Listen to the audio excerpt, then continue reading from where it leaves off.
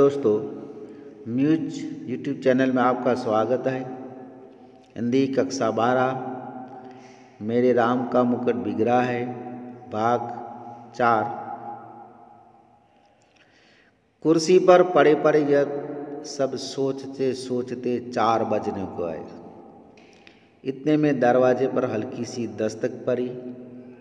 चिरंजीव निचली मंजिल से ऊपर नहीं चढ़े। सहमी हुई कृष्णा, मेरे मेहमान की लड़की, बोली, दरवाज़ा खोलिए। आंखों में इतनी कार्तता कि कुछ कहते ही नहीं बना।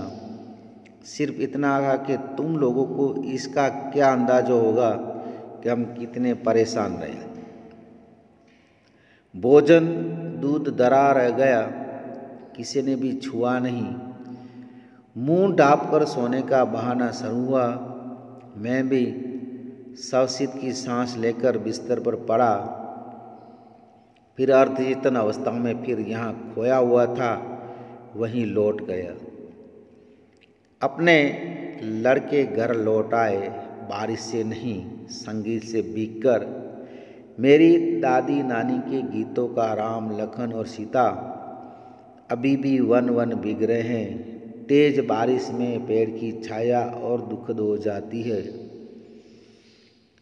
पेड़ की हर पत्ती से टप टप बूंदें पड़ने लगती है। तने पर टिके तो उसकी हर नस नस में आप्लवित होकर पीठ गलाने लगती है। जाने कब से मेरे राम बिगड़े हैं और बादल है कि मूसलाधार ढरकाए जा रहे हैं। इतने में मन में एक चोर धीरे से फुसफुसाता है, राम तुम्हारे कब से हुए, तुम जिसकी बुनहाट पहचान में नहीं आती, जिसके व्यक्तित्व के ताने वाने तार तार होकर अलग हो गए। तुम्हारे कहे जाने वाले कोई हो भी सकते हैं कि तुम कह रहे हो मेरे राम। और चोर की बात सच लगती है कि मन कितना बटा हुआ है। मनचाही और अनचाही दोनों की तरह की 1000 चीज़ों में दूसरों की कुछ पतिताएं भी, पर अपने ही भीतर प्रतीति नहीं होती कि मैं किसी का हूँ या कोई मेरा है। पर दूसरी ओर ये भी सोचता हूँ कि क्या बार बार विचित्र से अनमने में अकारण चिंता किसी के लिए होती है। वो चिंता क्या पराये के लिए होती है? वो क्या कुछ भी अपनी नहीं है? फिर इस अनमनेपन से ही क्या राम अपनाने के लिए हाथ नहीं बढ़ाने आते? क्या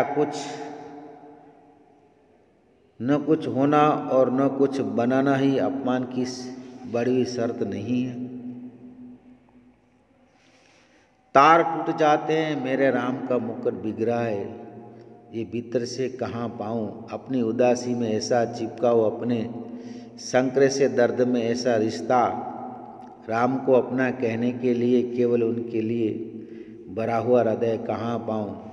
मैं शब्दों के घने जंगलों में हिर गया हूँ। जानता हूँ कि इन्हीं जंगलों के आसपास किसी टेकड़ी पर राम की प्रणकुटी है, पर इन उलझाने वाले शब्दों के अलावा मेरे पास कोई राह नहीं।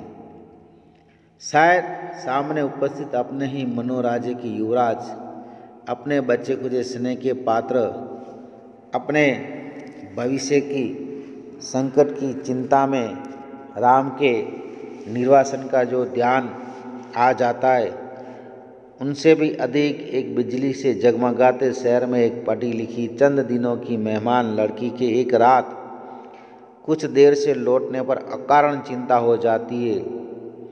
उसमें सीता का ख्याल आ जाता है। वो राम के मुकुट या सीता के सिंदूर के बिगने की आशंका से जोड़े न जोड़े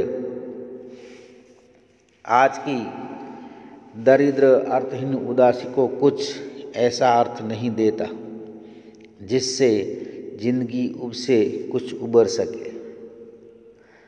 और इतने में पूर्व से हल्की उजास आती है और शहर के शोर भरे विवान में चक्की के सवर के साथ चढ़ती उतरती जंतसार गीत हल्की सी सिरन पैदा कर जाती है।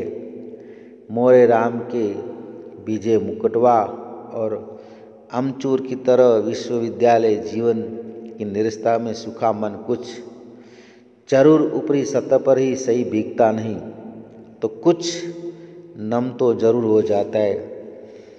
और महीनों की उमड़ी घुमड़ी उदासी बरसने बरसने को आती है। बरस न पाए ये बात अलग है, कुछ भीतर बात हो तब न बरसे। पर बरसने का ये भाव किस ओर से आ रहा है? उधर राह होना चाहिए।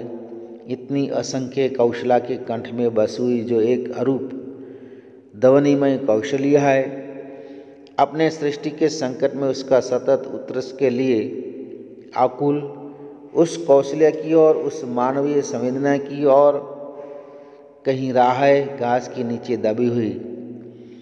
ऊपर उस घास की महिमा अपरंपार है। उसे तो आज वन्य वंशों का राजकीय संरक्षित क्षेत्र बनाया जा रहा है। नीचे ढकी हुई राह तो सैलानी के घूमने के लिए, वन्य पशु के प्रदर्शन के लिए, फोटे खींचने वालों की चमकती छवि यात्राओं के लिए बहुत ही रमणीक स्थल बनाई जा रही है। उस राह पर तुलसी और उनके मानस के नाम बड़े बड़े तमाशे होंगे, फुलझड़ियाँ लगेगी, सैर सपाटे होंगे, पर वो राह ढकी ही रह जाएगी केवल चक्की का स्वर, श्रम का स्वर। ढलती रात में, बीतती रात में अनसोए वात्सल्य का स्वर और राह तलाशता रहेगा किस और राह मुड़े होंगे। बारिश से बचने के लिए किस और बता दो सखी। लेखक कुर्सी पर बैठे बैठे सोचता है और इतने में 4 बज जाते हैं। 2-3 घंटे के अंदर वापस आने के कह कर गए थे और सुबह 4 बजे ये लोग वापस आए। दरवाजे पर हल्की सी दस्तक दी। लेखक का लड़का इतना डर गया था कि वो ऊपर ही नहीं आता। डरी हुई समय वो मेहमान की लड़की जिसका नाम कृष्णा है, वो बोली कि दरवाज़ा खोलिए। आँखों में इतनी कातरता थी, इतना भय था कि कुछ कहते हुए लेखक से नहीं बनता। लेखक सिर्फ इतना कहता कि तुम लोगों को इस बात का क्या अंदाजा होगा कि हम लोग कितने परेशान हैं, कितने चिंतित थे, कितने व्याकुल थे। तुम लोगों को इसकी कोई परवाह नहीं है। भोजन और दूध जो खाने के लिए रखा था रात को ऐसे ही पड़ा रहा, किसी ने छुआ नहीं और मुंह ढांककर सब सोने का बहाना करते हुए चले गए। मैं सवसित आश्वस्त होकर सांस लेकर बिस्तर पर पड़ा। अर्धचेतन अवस्था में सोने का प्रयास करता रहा और मेरा विचार जहाँ से ख़त्म हुआ था, अटका हुआ था, वहीं पाछा वापस लौटकर आ जाता है। अपने लड़के घर लौट आए थे, बारिश से भीग कर नहीं, संगीत से भीग कर। मेरी दादी नानी की गीतों की राम लखन सीता जो अभी भी वन वन भीग रहे हैं, उसका ख्याल वापिस आ जाता है। तेज बारिश और पैर की छाया जिनके लिए दुखद हो जाती है।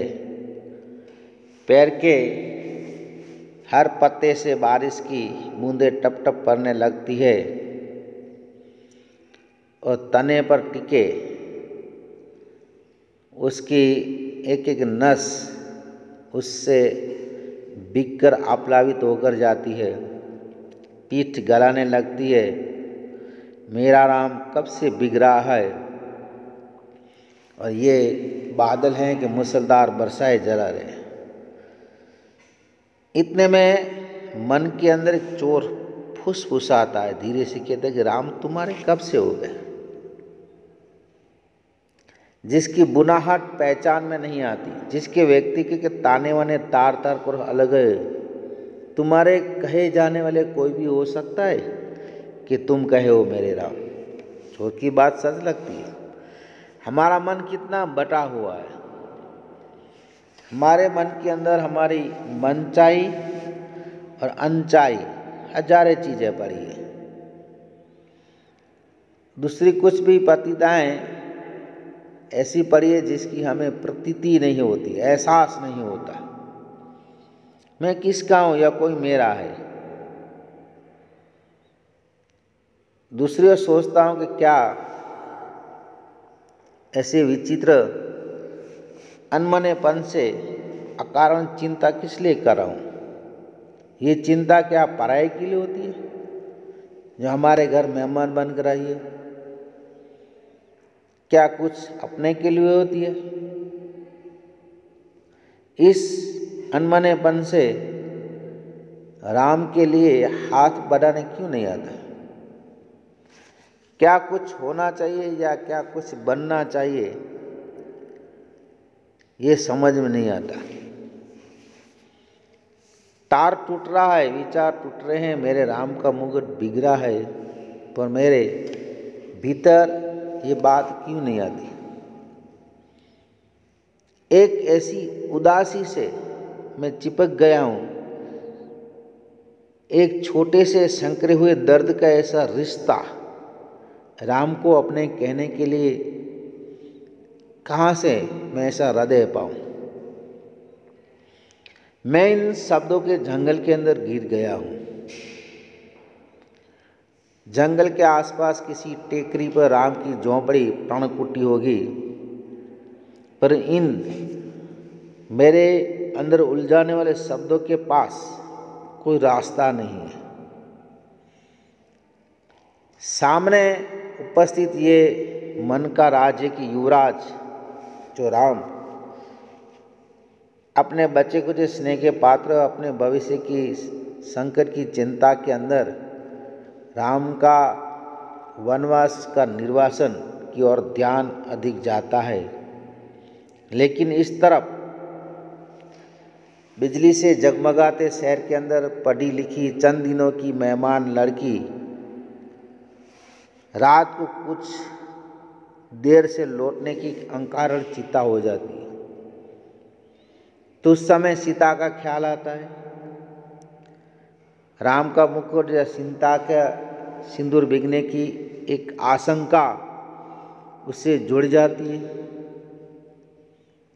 आज की ये दरिद्र गरीब अर्थहीन उदासी कुछ ऐसा अर्थ नहीं देता कि जिससे जिंदगी से उबकर ऊपर उठ सके।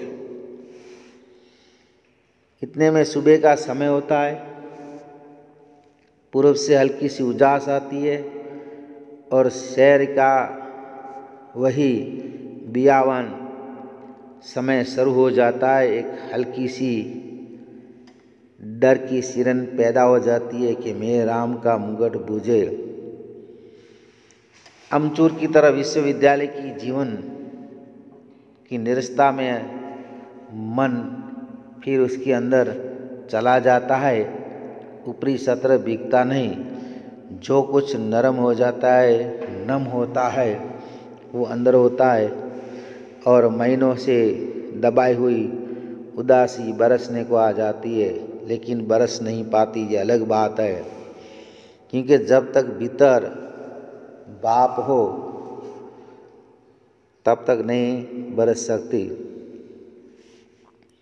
ऐसी कितनी असंख्य कौशल्य है जो अपनी बाप को दबाए हुए अपने संतानों की चिंता करती है। उस मानवीय संवेदना की ओर,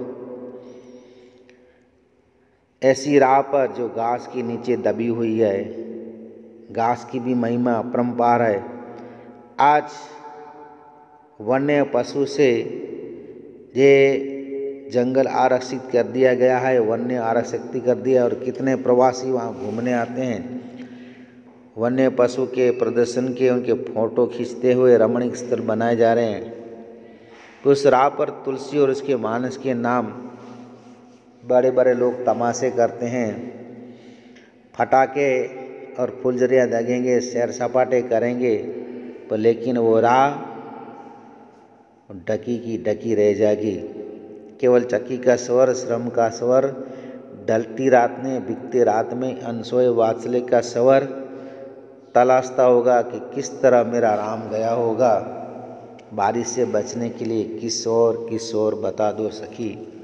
तो ये था मेरे राम का मुकुट काव्य पाठ पूरा। इसके प्रश्न के उत्तर आपको नोटबुक के अंदर लिखकर तैयार करने का है।